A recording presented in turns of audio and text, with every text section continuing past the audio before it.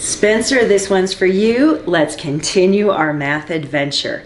Today we're going to go on working with our trigonometric ratios. So remember, our trigonometric ratios are our sine, our cosine, and our tangent ratios. And we always remember these ratios by saying SOHCAHTOA.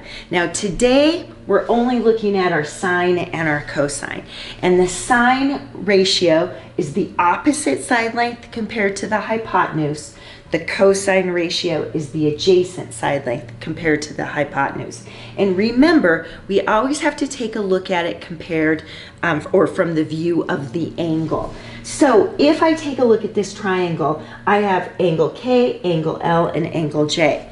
And if I want to find sine of angle J, that means I'm looking at the opposite compared to the hypotenuse. So I go to angle J and I think, all right, what is the opposite? The opposite is 30. What is the hypotenuse? Well, the hypotenuse is always directly across from that right angle, is 34. So my sine of angle J would be the ratio 30 compared to 34. Now remember, ratios, you have to reduce to lowest terms. So when I reduce that, I get 15 to 17. That would be my ratio for that. Now I could also find the cosine of angle J. Now the cosine is the adjacent compared to the hypotenuse. So I look at angle J from that viewpoint. The adjacent has to be what is touching it. That means it's got to be 16. The hypotenuse has to be 34. So that becomes my ratio, but I reduce it to lowest terms and I get the ratio 8 compared to 17. Now I could also go to any of the other angles. So if we took a look at it from the angle L, my sine of L, my opposite would be 16 compared to 34, which is 8/17. And my adjacent from L would be 30 compared to 34, 15 to 17. Now you're starting to see there is a relationship between sine and cosine, and we can see that they're opposites when we take a look at this. This is why we're looking at sine and cosine together, because they really do have a relationship with each other. So now how do we work with that when we go into a triangle? Now remember, we're only working with right triangles. And so we've been given one angle and one side length, and we need to determine the other side length. Well, when we go and take a look at this, my angle given is 58 degrees. So if I want to figure out, am I going to use sine or am I going to use cosine? Well, I have to look at what's given. I know from the viewpoint of 58 degrees, I've been given the opposite and I've been given the hypotenuse. I have no choice. I need to then choose sine. That's the only one that's going to work, because that's the only one that I have that information for. So I set up my formula and I say sine of 58 degrees is x over 104. Now remember, I can't calculate this unless I use my calculated trigonometric ratios. So I either use my calculator or I go to the ratio sheet. And I'm going to go to 58 degrees on my ratio sheet, and I'm going to come across and I'm going to look at what the sine value is for 58 degrees. And I get this decimal, and it's always going to be some sort of decimal that you're going to have.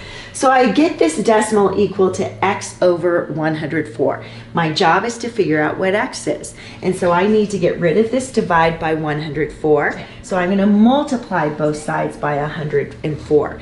When I do that, I get x equals 88 and 192 thousandths. Usually we round to the nearest tenth, so I would round that to 88 and 2/10.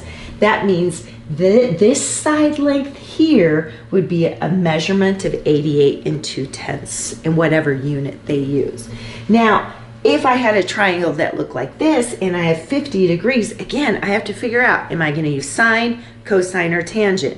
And you figure it out based off the information that's given. Well, I have my 50 degrees. I know I have my hypotenuse because it's directly across from the right angle.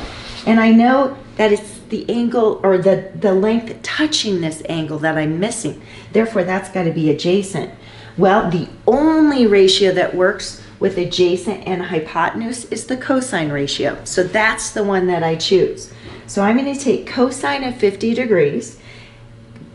That equals x divided by 8.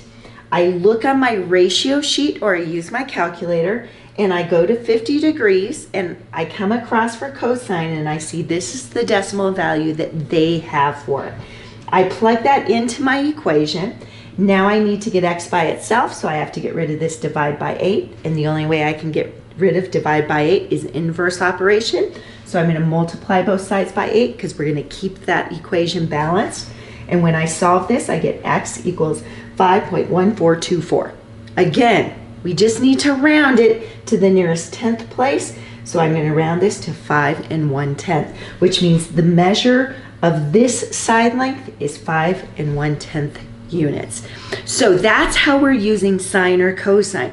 You have to be pretty attentive to take a look at what information is given, because you have to decide, is it going to be a sine ratio or is it going to be a cosine ratio?